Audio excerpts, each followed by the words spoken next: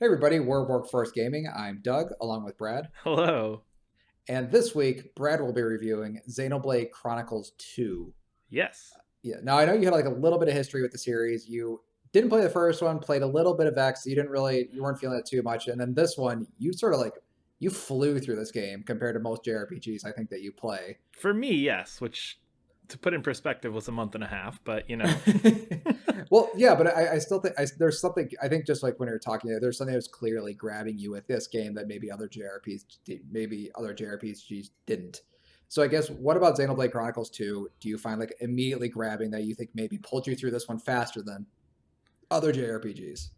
I don't even know if it was faster, but I think it's a really really good game in like every aspect. I normally get through like one JRPG a year and that's about all I can stomach, and Yeah.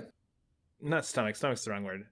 Have time for is a better way to phrase that, because I really do like JRPGs. I just don't finish them very frequently. But Yeah. this one in particular, just the characters in this are awesome. The main character Rex is just like one of like those, just that's a super likable person. You know what I mean? Just the way he's Oh, okay. written, the way he interacts with every other character. It's very personable. There's a lot of details going on with how he interacts with all these other characters, and the main core group of characters just are all interesting enough and different enough, and just they fit those cliches, but they're also just far enough away from those cliches to still be interesting. Okay. Yeah. But I think that's one of the things with JRPGs that really hooks me in, is when that main character, that person that you're actually playing is actually interesting and does actually connect with the other characters, and isn't just kind of this nameless face where it's like, oh yeah, you're the hero of blank. Yeah. Or in this case, he's the driver of the Aegis, which makes no sense if you haven't played this game, but I was gonna essentially say that's what? it's essentially the same idea of like, oh, you're just the chosen one, which you kind of get in this, but you kind of also don't get. But the other thing with this is just the pacing is so perfect. It's 10 chapters, and every chapter has the ending of like a major game. Like it has that like Oh, okay. mid-season TV show cliffhanger, or like that huge climactic battle at the end. What really got me originally is just even the tutorial level, the end of the tutorial level feels like you just finished a game, just at the scope and size and just detail put in this battle, and the way that Mhm. you're already connected to a couple of these characters.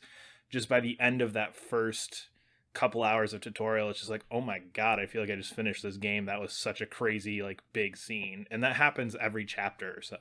Oh, okay. Oh, that's pretty. Okay, that's pretty cool. I've actually heard. Speaking of the chapter system, I've heard there's kind of like weird things with the chapters that some of them like people will clearly have their favorite chapters, and some they'll feel like clearly see as being weaker than other Yes. ones. Did you? Okay, you did feel that? Yeah, they're very weirdly structured, just because especially towards the end of the game and the beginning of the game, it's lots of like just quick like, okay, you did a battle or two, like we're doing lots of plot, and then you get almost like an Uncharted The Lost Legacy, where the middle section is kind of that clearly very open, clearly kind of just, oh yeah, we're just gonna kind of do a couple quests, see a couple things. Yeah. Um and then again with this, almost in a Horizon sense, there's lots of that interaction between these different culture groups, and Hmm.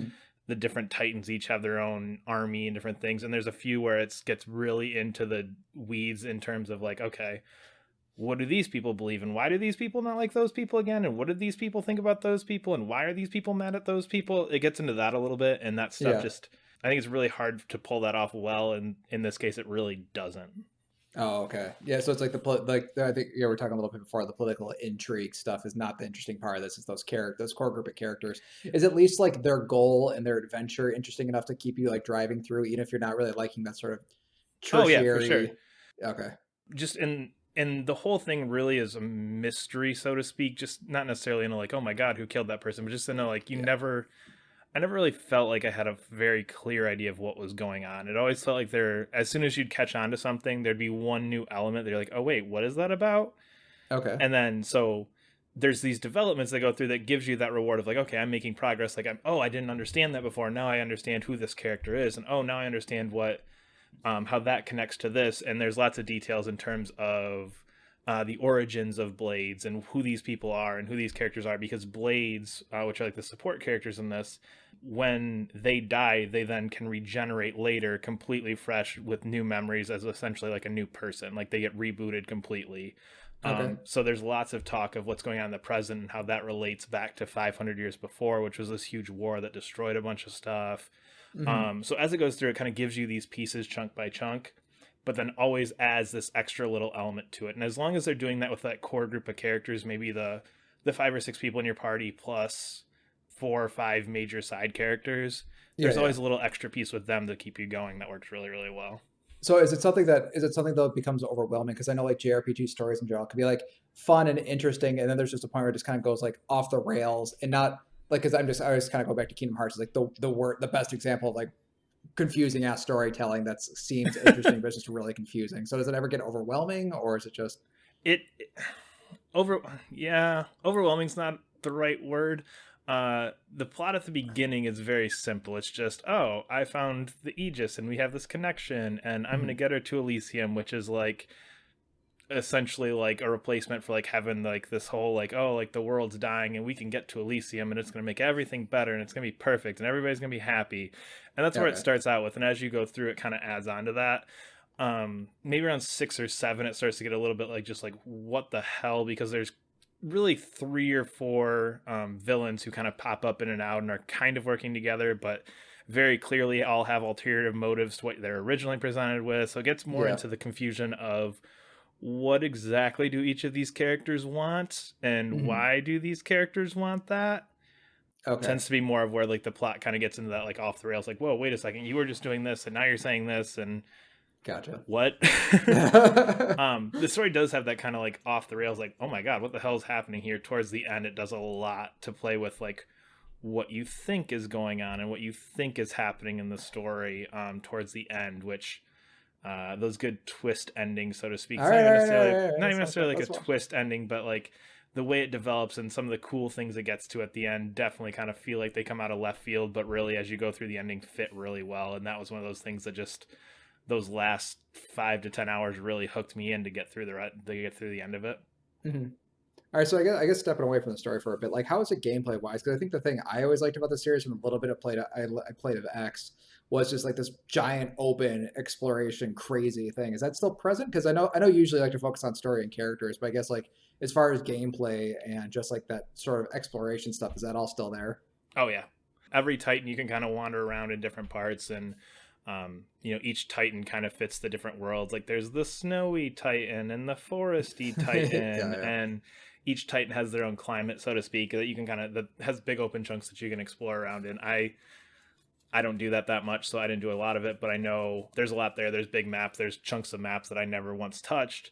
There's all sorts of resource gathering you can do. There's unique monsters, which will have like a little different graphic above them, and those are stronger. And you Hmm. can kind of go hunt those different monsters down if you want to, which give you bonus XP and all that, and drop better items. But those are kind of scattered around each world, so there's plenty of unique monsters you can go fight. The Cloud Sea, which essentially works like the tides. If it's Yeah. high or low tide, you can find different parts of this. So there are areas that'll be inaccessible at certain points. Then if you go rest at an inn, the sea level will change, and then you can go back to that spot and find different places. Oh, And that's kind of cool. Yeah. as you go through, your blades have what are called field skills, like fire, water, that kind of stuff. So you can kind of, as you build up your blades, you can go back to some areas and go, oh, that had a. I remember there was something back there that I couldn't get to because I needed fire mastery level 6, and now I've got fire Yeah. mastery level 6. I can go back and see what's in that area. So lots of things to go back to, lots of things to do throughout the game. Plenty of side quests. I did a few. Most of them fall into the typical boring RPG side quests, so I didn't do a whole lot of them. But Yeah. So I mean, all this stuff was available, but you actually didn't go back to do a lot of that stuff. nope. Okay. So one of the things I remember you didn't like about Xenoblade Chronicles X is you felt there was like a lot of grinding because I remember you would get stuck at certain points like crap, I just can't beat this boss because it's like level 30 and I'm level 28. It's gonna take me 2 or 3 hours. Does it still have that sort of like hard cutoff, like you need to be this level to get past this point sort of thing? Nope, not at all.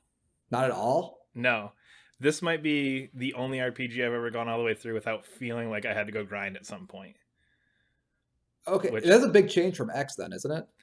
yeah, I don't know if I was just bad at X or what, but the combat and the way the system works is there's lots of cool ways that you can do different things. The combat could probably take me an hour to really explain, and I don't think I even had a full grasp of it until like 30 or 40 hours in. But the way the combat works really sets it up so you could grind to get past things, but if you're using the different specials, you're using the different attack patterns, you're using chain attacks, you're using orbs, you're using all these things correctly, you can really get through a lot of them. And then the leveling system works like a normal one where you complete quests, you get XP, you complete you kill monsters, you get XP. It also has what's called bonus XP though, which lets you level up your characters faster. So if you want to, Okay. you stay at an inn and it'll let you go, okay, you have this much bonus XP. Do you want to use it or not? So if you're at like Okay. level 40 and you're going, oh man, I feel like I'm over leveled, you can just completely skip that stuff. And then you'll progressively kind of catch back up. Or you can go, oh, I'm kind of under level, go to your inn and go, oh, look at that. I've got enough bonus XP, I can jump ahead 2 levels. So did you ever actually try to hinder yourself then at any point, or? Oh, hell no, no. Okay. No, I took that every time. I was like, oh yeah, perfect. You keep going. And for me, where I don't want to spend much more than with a normal game, much more than 20 hours. And here I'm at Yeah. 50 with this. It's a nice thing of like, okay, I know, because you're kind of sitting there the whole time going, when's the grinding going to happen? When I'm going to have to do it? When am I going to have to do it? And just with that system, it never really got there for me. The final boss I did kind of have to not necessarily cheat, but found kind of like a little trick to get past because it was one-shotting me every time as soon as the battle started. And kind of Yeah, found yeah. found the little trick around it to get past that. But the way the combat works and the way bosses work, you can stack what are called orbs. So when you do combo attacks using your blades, Yeah. so blades have 4 levels of specials, Okay. and I this feel is like it's already this is gonna get complicated, but keep going.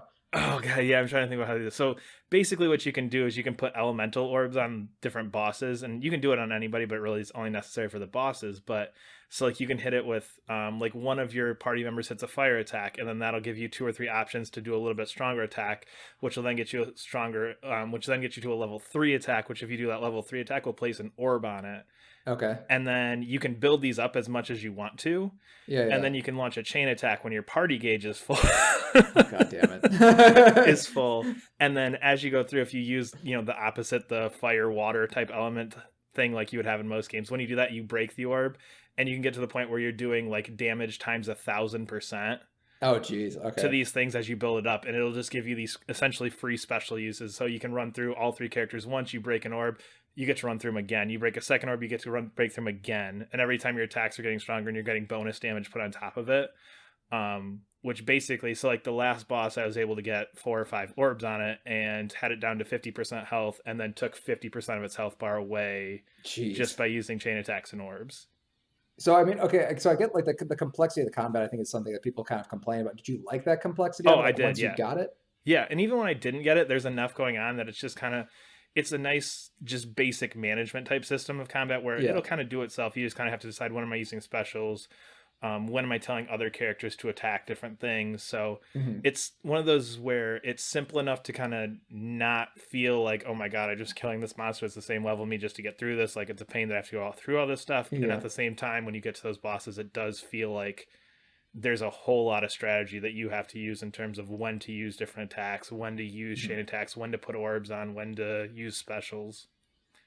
So I guess compared to other systems, like, do you prefer this one? I mean, I guess I can't directly compare it to Final Fantasy, but I guess like other JRPGs just in general, do you vastly prefer this system, or is it just a different system essentially? It's a different. I think every system works to its own extent. This one to me was engaging enough that I wanted to keep going. And what I do like about it is that the game's really good at layering it. So Hmm. after chapter 1, you've essentially just got your auto attack, which is just you start combat and your character's swinging the whole time, Yeah, and yeah. then you add in your arts, which are essentially just your basic special attacks, your super strong swing, your spinning attack, that kind of stuff. Yeah.